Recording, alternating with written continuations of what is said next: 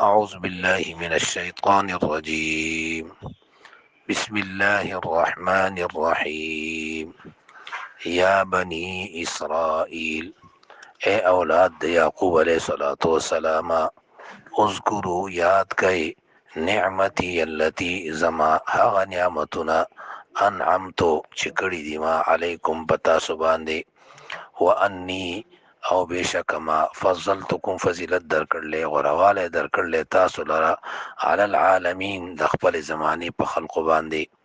واتقوا نو یریږئ یومن د هغه ورځې نه لا تجزی چې نفع به نه ورکوي نفس اس یو نفس یعنی غیر مجرم نفس عن نفس د بل نفس نه یعنی د نفس مجرم نه شیئا حص ولا يقبل او نبشي قبل دې منها داغنا عدل س بدلا یعنی فدیه جرمانه ولا تنفعها او نفع ونشي رسوله دا نفس مجرم تا شفاعت سنفس یعنی سفارش او سفارش ولا هم ينصرون او نبدو مدد وکړي شي.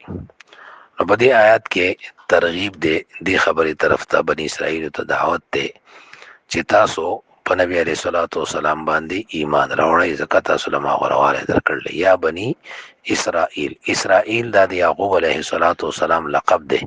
اسرا دا ویل کېږي په عربی کې عبد ته بنده ته، ایل په معنا د الله دی یعنی عبرانی ژبه کې.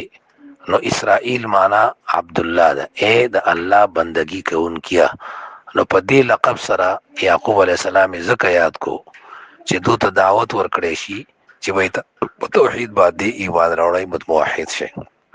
نو په تاسو ما نعمت کړی دی د خپل زمانه په خلقو باندې او د خپل زمانه د خلقو په اعتبار سره تاسو ته فضیلت حاصل لې.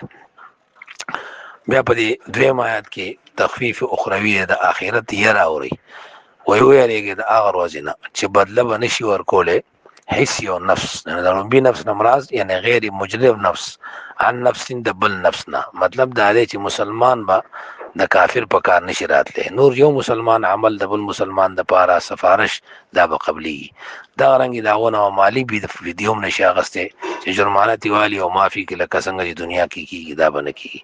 د چا سفارش یعنی دا به ته نفع نه رسي، یعنی د کافر سفارش یا لکه څنګه چې دو ګمانو چې زمونږ د معبودان به الله په خوا کې سفارش کوي او الله به مجبور کوي.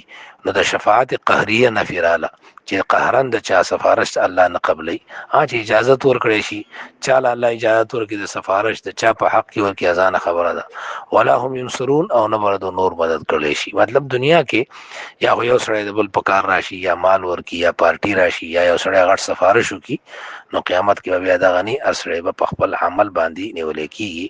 دعا ده چې الله موږ او تاسو ته د عمل توفیق راکړي. واخر دعوانا ان الحمد لله رب العالمين.